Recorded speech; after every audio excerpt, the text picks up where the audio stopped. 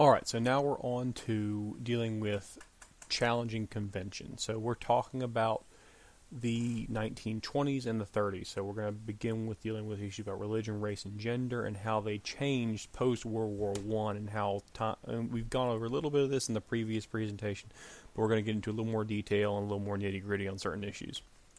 All right, so first let's talk about the change in women's roles. Or this is the role of women from 1910 to 1930. Notice what their jobs are. What's happening here? We're seeing a contraction in domestic jobs, which is basically just taking care of the family, and a broader expansion into things like, especially when you're talking about clerical work, you're expanding there. You're starting to see a contraction with mechanical work. You're seeing more and more basically dip down and up. And keep in mind, 1930, we're dealing with the Great Depression, so things change around a little bit. But the role of women's employment is changing over time. Clerical work is becoming more and more of a woman's job, quote unquote. We start seeing like the invention of the typewriter expand the role of women as clerical workers. We see some big expansions in transportation and communication relative to the small percentage that's there. We see a big jump in women as professional. Professional work would be like doctors and lawyers. So we're talking about a big expansion in certain areas, which means a broader opportunity for women. We also start seeing a new, quote unquote, a new breed of woman called the flapper. Young women who would wear short skirts, bob their hair, so no long hair anymore. They cut it short. They listened to jazz music, which was considered very new for the age, very not anti-religious, but that was what the young folk listened to. They flaunted their disdain for what they considered acceptable behavior. Women went out and drank. Now remember, back before this, you had like the anti-saloon league, because only men were going to the saloon to drink. Well, now you have clubs popping up where the women go to drink with the men, and they're all partying all night long. Flappers were seen as brash for wearing excessive amounts of makeup, drinking.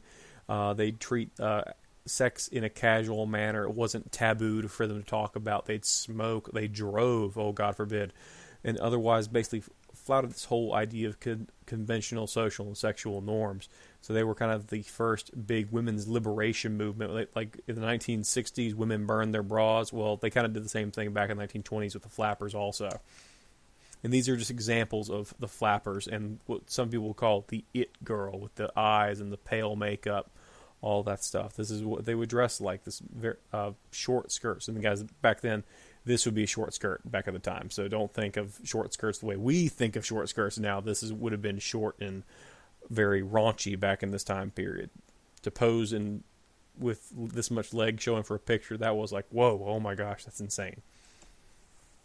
All right, Margaret Sanger. She was the leader who educated women about birth control methods in the 1920s. Now, there's also some other stuff about Margaret Sanger that we're not going to get into related to Planned Parenthood, but if you're interested, go ahead and look it up.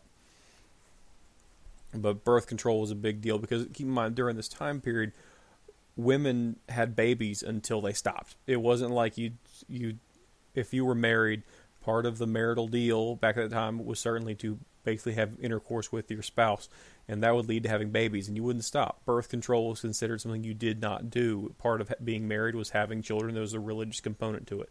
She was an advocate for birth control, which in many cases was illegal to actually advocate for birth control publicly, or even to advise women on the use of birth control. All right, so now let's talk about African Americans during the 1920s, the Harlem Renaissance. This is a literary and artistic movement that celebrated African American culture. It was led by typically well-educated middle-class African Americans. They expressed new pride in being African American. Keep in mind, this is 1920. We're only, 35, 45, 50 years out of slavery. We're not too far off here. This is less than half a century. There'd be grandparents here who might have been born slaves. This is not too distant from slavery times in America. But people like W.E.B. Du Bois, James Weldon Johnson, they helped basically young talents come along, and they basically started coming out with more and more, not really black pride because it's a different issue in this class, but more just pride in African American heritage and the culture, and it started to spawn its own new kind of culture, which is kind of what the Harlem Renaissance was all about. It was celebrating this new cultural identity African Americans were starting to express and experience. Zora Neale Hurston, she was a black writer of the Harlem Renaissance, so we're seeing a lot of things. Their eyes were watching. Their eyes were watching God. That's her most famous book. But we're talking about one is an African American writer who was female. That's a big deal. 1891 is when she was born. She was born less than 30 years after there were slaves in this country. That's a huge deal in a temporal sense, and when you think about the time going on here. Langston Hughes, Harlem Renaissance writer, he wrote about the struggles of working class African Americans and had a strong sense of racial pride. So he was like, I'm proud to be African American, and he wrote about working class issues of African Americans. Through his literature, he promoted equality. He condemned racism and injustice. So he was basically the guy that said, I take pride in being African American, but it's not and I dislike racism and injustice happening to us because we are a proud people. He used humor, culture, and a lot of spirituality, religion connotations in his writings. And that's what Langston Hughes actually looked like. All right, and you can pause here if you want to and read this. This is a quick poem. All right, we've already talked about W.E.B. Du Bois and how he was kind of not the antithesis, but like the opposing view to Booker T. Washington. A quote from him out of the Souls of Black book: "For the problem of the 20th century is the problem of the color line." So basically, he was saying the biggest issue we have to overcome in the 20th century, because we're now in the 1920s, was to deal with racial injustice. And he would probably describe the problem of the 19th century was slavery. All right, musicians: Louis Armstrong, Duke Ellington. We've talked about them already. Very big they go and play jazz at various clubs in Harlem. They can't remember this culture and this movement of jazz came out of Louisiana and New Orleans, but they brought that further up to New York, Chicago, and it spread all around. And keep in mind, radio helped out with this, so you could listen to your favorite jazz musician on the radio by virtue of records and pre-recorded stuff being put out there over the radio waves. All right, black identity, black nationalism, and that's kind of a loaded term nowadays, so please look at this in a vacuum of what it means at this time. These are folks that advocate racial definition or redefinition. What does it mean to be African American, or what does it mean to be black at this time, was the term used. So here's the main ideology. 1, black pride, and 2, black economic, social, cultural independence or separateness from white society.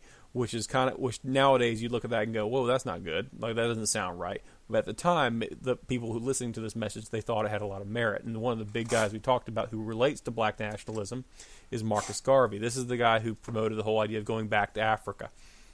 This is where it came from, this idea of black. He was a black nationalist, and he wanted African Americans to be less dependent on whites. He wanted blacks to have their own areas where they would actually do their own work and have their own thing. There was actually a place called, if you want to Google it, look up Black Wall Street. There's a whole history to it. It's out in the Midwest. That would all come about from this whole idea of black nationalism and separateness. Now, nowadays we look at this whole idea of separateness and we think like, oh, segregation, very bad, negative. At the time, there were African American activists promoting this idea of we need to be equal but separate. It was a very strange time in history, but it wasn't so much about the separateness, it was more about being independent. It wasn't like we're not going to eat with them, it was we're going to make ourselves grow and advance separate from white folks, in part because there was a belief that white folks wouldn't let it happen. So the only way it was going to happen was if if African Americans raised themselves up separately. Which, again, is why the Back to Africa movement did get kind of big, because we're just going to leave and become better separate from y'all white folks. It was kind of the underlying message there. And this is one of the examples. This is one of the boats that would have been the Black Star Line Incorporated. People would actually get together and get investors to come together just for the sole purpose of taking folks to go back to Africa. Now, for some people, it was, let's go visit our cultural heritage and go look and see what this is like. For others, it was, I'm moving back to Africa and not coming back to America. And this was a movement during this time period. Here's a close-up of it. All right, the Universal Negro Improvement Association. Founded by Marcus Garvey. So again, this is a black nationalist association. The idea of African American independence from white society. This is where it came from. This red, black, and green flag is still to this day has associations with black nationalism.